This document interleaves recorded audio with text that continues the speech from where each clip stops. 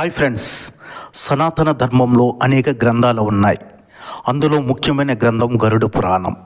ఈ గరుడ పురాణంలో ఒక వ్యక్తి చనిపోయినప్పుడు తాము చేసిన పనులు బట్టి ఎలాంటి శిక్షలు అనుభవిస్తారో వివరించబడింది. అంతేకాదు, మనం పుట్టినప్పటి నుంచి మరణించే వరకు ఏమేమి జరుగుతాయని పూర్తి వివరాలు గరుడ పురాణంలో ఉన్నాయని పండితులు చెబుతారు.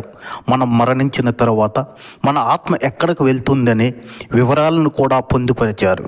పురాణాల ప్రకారం గరుడ పురాణాన్ని కుటుంబ సభ్యుల మరణం తర్వాత మాత్రమే పారాయణం చేస్తారు. ఇలా చేయడం వల్ల చనిపోయిన వారి ఆత్మకు శాంతి చేకూరుతుందని, వారికి మోక్షం లభిస్తుందని, చనిపోయిన వారి ఆత్మ 13 రోజుల పాటు ఇంట్లో ఉంటుందని నమ్ముతారు. ఫ్రెండ్స్, నా వీడియో నచ్చితే లైక్ చేసి, షేర్ చేసి, సబ్స్క్రైబ్ చేయండి. ఇట్లు మీ ధనంజయ్, నేటి ప్రపంచం.